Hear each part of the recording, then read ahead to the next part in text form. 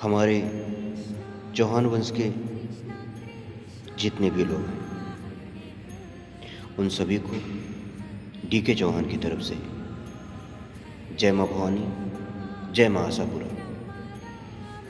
आप लोग कैसे हैं? मैं आशा करता हूँ कि आप लोग सही होंगे। प्रयास चौहान वंश के हर एक व्यक्ति का एक जिम्मेदारी है। नए हों, नए युवक हों, बड़े बुजुर्ग हों, सभी की एक जिम्मेदारी बनती है कि इस वंश में आपको कहाँ कहाँ कमियां नज़र आती हैं, कौन कौन सी त्रुटियां नज़र आती हैं, इस पर आप सभी को फोकस करना चाहिए। आजकल सोशल मीडिया पे नए नए बच्चे, नई नई बच्चियाँ स्टेटस में गौरव फील करने वाली बातें जो डालते हैं राजपूत शब्द लिख करके, वो सब रियल है। बट वो सारी चीज़ें रियल है, बट ऐसे आपको तो कोई मानने वाला नहीं है। बहुत समय पहले जो दर्जा आपको मिलना चाहिए था, वो कॉपी किताब वो फाइल में दबा के रख दिया गया, किसी ने उजागर उसको नहीं किया।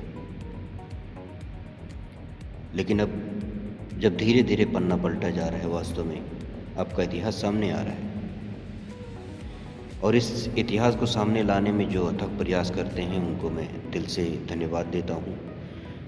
मैं विनम्र उनको कोटि कोटि धन्यवाद देता हूँ कि आपने ऐसा कदम उठाया, एक ऐसे वंश को अच्छे पटल पे लाने के लिए जो आपने कदम उठाया, इसके लिए आपको बहुत बहुत धन्यवाद। और इसमें जो वास्तव में चौहान वंश के लोग हैं, उनको हमारे ऐसे लोगों का साथ देना चाहिए, कदम से कदम मिला के चलना चाहिए, ताकि वो अपना कार्य जो है अच्छे ढंग से कर पाएँ, आपको आपके वंशावली को एक सही रास्ते पे लाने के लिए।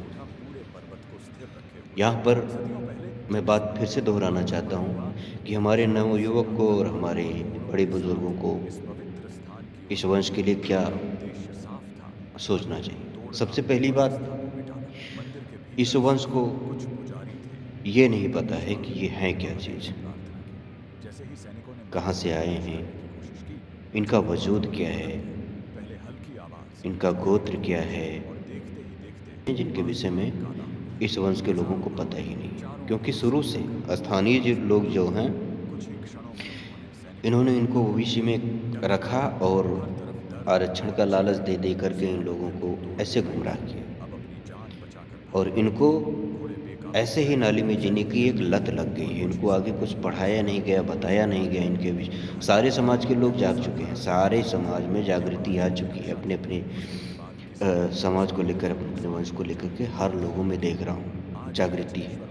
बस एक वंश यही है जिसको शासन प्रशासन से लेकर सब ने दबाया, और ये लोग कभी उठे नहीं, कभी कोशिश ही नहीं की इन लोगों ने। आप समय आया है आपको जागने की, और अपने नए बच्चों को जगाने की, नई पीढ़ी को जगाने की। आपको कुछ नहीं करना है। देखो, राजपूत लिख देना बहुत बड़ी बात नहीं होती है, वो तो आप हैं, इसमें कोई दो शक नहीं है। जिस दिन सत्यापन करना होगा वो भी आप साबित हो जाएंगे कि आप रियल में राजपूत हैं, ये सही है, इसमें कोई संशय नहीं है। ये आपको जब प्रमाणित किया जाएगा तो आप पाए जाएंगे कि आप हाँ राजपूत हैं। जैसे कि अपना सबका, अब मैं अपने बारे में बताऊं, वत्सगोत्री चौहान हम हैं। तो कहने का मतलब हर एक चौहान वंश के लोगों को अपना अपना गोत्र, वंश, ये सब याद होना चाहिए, जिसके आधार पर जो लोग काम करते हैं उनको ये पता चले कि हाँ कौन किसी शाखा से आप लोग आते हैं, उनको काम करने में आसानी होगी। ठीक है। अब रही बात आप लोगों का, आपको करना क्या है। मुझे किसी पार्टी से लड़ाई नहीं करनी है, किसी संगठन से लड़ाई नहीं करनी है, ना किसी जाति या धर्म से हमें लड़ाई करनी है। आपको लड़ाई करनी है अपने वंश के अंदर जो कमियां हैं, आपके वंश के अंदर जितनी भी त्रुटियां हैं, छोटी छोटी गलतियां हैं जो हम सबको बांट के रखी हैं, आपको काम वहाँ पर करना है।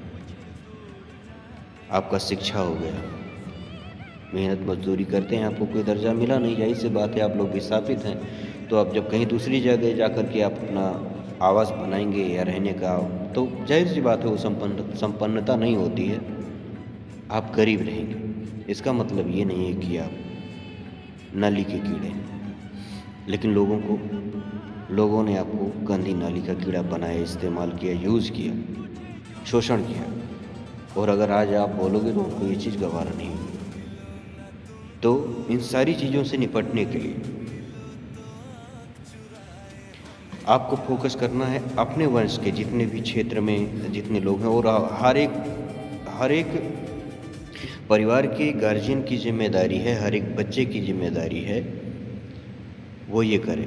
अपने घर में देखो शिक्षा की कमी है, शिक्षा के लिए लड़ाई लड़ो। आप ऐसा नहीं स्कूल में जाके लड़ाई लड़ना है, कैसे आपको बच्चों को पढ़ाई कराना है उस पर आपको फोकस करना है। इतने दिन गुलाम बनकर जिए, कोई वजूद नहीं है आपका, तो कम से कम शिक्षा वो चीज़ है जिस दिन बच्चा आपका ग्रहण कर लेगा, जब उसके अंदर शिक्षा आ जाएगी, अच्छी चीज़ों का ज्ञान हो जाएगा,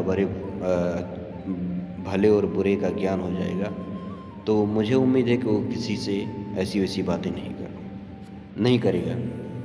हमेशा सामाजिक स्तर पर और एक अच्छी बातें करेगा, लोग उसको सम्मान देना शुरू करें। दूसरी बात, हम जो आपस में लड़ाई झगड़ा करते हैं ना, समझते नहीं हैं, हम लोग लड़ाई कर लेते हैं और अपने घर की छोटी छोटी चीज़ों को दूसरे के साथ में शेयर करते हैं, तीसरे या थर्ड पर्सन को लेकर के आते हैं किसी चीज़ का समझौता करने के लिए। उस पर क्या होता है, वो लोग जो तीसरा पर्सन हमारी और आपकी बात को करने के लिए आता है, तो सबसे पहले तो उसको पता हो जाता है कि हमारे तुम्हारे घर की कमियां क्या चीज़ है, कमजोरियां क्या चीज़ है। वो तो गोटी ऐसे खेलेगा कि हमेशा उलझे रहो, ना जाल से निकलो और ना मरो, उल्लू ये लोग सीधा करते रहेंगे। सबसे पहले काम, दूसरा काम ये है कि आपको अपने वंश के जितने भी सम्मानित लोग, पढ़े लिखे लोग, उनको लेकर के आओ घर के किसी मैटर को सुलझाने के लिए। अगर ना लेके आ सको तो आपस में सुलझाने की कोशिश करो। एक हाथ है इधर, एक हाथ उधर, कुछ जाएगा नहीं। जिस दिन आप लोग अपने मैटर को खुद सॉल्व करना सीख जाएंगे, अकेले रहना सीख लो, तीसरे का सहारा नहीं लेंगे, उस दिन जिंदगी में सबसे ज्यादा दूसरी कामयाबी आपकी हो जाएगी। ठीक है। जब आपको कोई याद आ रहा हो, तीसरी लड़ाई जो आपको लड़नी है कि आपको अपने वंश के लोगों से मिलना है और अच्छी अच्छी बातों को शेयर करना है। किसके घर में कौन क्या चीज़ मैटर है क्या नहीं है, तो बैठकर आपको ऐसे सुझाव देने हैं कि किसी आदमी के पास जाने से पहले ही उसका काम हो जाए और वो आपके बताए हुए सिस्टम को फॉलो करे, साथ में चले। और चौथी बात, अपने वंश के लोगों में मैंने अधिकतर देखा है, बच्चों में सबसे बड़ी कमियां हैं इज्जत की, मान मर्यादा की, धज्जी उड़ाने का बहुत बड़ा शौक है। किसी की मर्यादा को अपनी मर्यादा ना समझना, किसी की बहन बेटी की इज्जत को अपनी इज्जत नहीं समझना, सबसे बड़ी कायरतापूर्ण बात यहाँ पर ही है। अपने बच्चों को शिक्षा दो। जैसे अपने घर में कोई बच्ची है तो हमारे घर में जैसे हम अपने बच्चों को लाड प्यार से पालते हैं, बड़ा करते हैं, दर्जा देते हैं लक्ष्मी का, वैसे हर कोई परिवार अपने बच्चों को पालता है, पोसता है।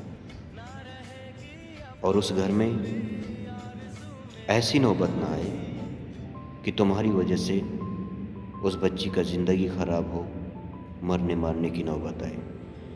तुम खुले दिल से, जहाँ तुम्हें गलत लगता हो वहाँ पर उसका विरोध करो, समझाने की कोशिश करो और एक ऐसा माहौल पैदा करो अपने समाज की बहन बेटियों के साथ में कि वो जो कुछ भी बोलना है बिंदास, कहीं भी बोलना चाहें बिंदास बोलें। एक क्षत्रिय समाज की बहन बेटियों की इज्जत की तरह खुलकर सामने आए, बताएं क्या चीज़ गलत है क्या सही है। गलत है तो उस पर एक्शन लिया जाएगा, सही है तो उसका समर्थन किया जाएगा। खुलकर जीने की और बोलने का अधिकार दो बच्चियों को। घर में हो सके तो जितने भी भाई लोग हैं आपस में बैठकर एक मीटिंग्स किया करो, उन बच्चियों को बताया करो कि तो तुम्हारे अंदर की जो जानकारी है इन बच्चों को बताओ, बच्चियों को आगे आने का प्रेरणा दो उन्हें। इज्जत के साथ में खिलवाड़ करने का सबसे बड़ा जो गंदगी इस वंश में है, मैंने अधिकतर देखा है। सुधारने की ज़रूरत है और बहुत सारे रास्ते हैं जिनको सुधारने की ज़रूरत है। आज के लिए सिर्फ इतना, और फिर एक नए सवाल और नए जवाब के बाद आपके पास हम उपस्थित होंगे। तब तक के लिए इन बातों पर फोकस कीजिए और इन बातों पर अमल कीजिए। वीडियो को जितना शेयर कर सकते हैं करिए। किसी भी माँ बहन बेटी के साथ में जहाँ पर भी वीडियो जा सके भेजिए। और अगर अपने आप एक अलग पहचान बनाना चाहते हैं तो आपको जागना पड़ेगा, सभी को साथ में आना पड़ेगा। जय माँ भवानी, जय माँ आशापुरा।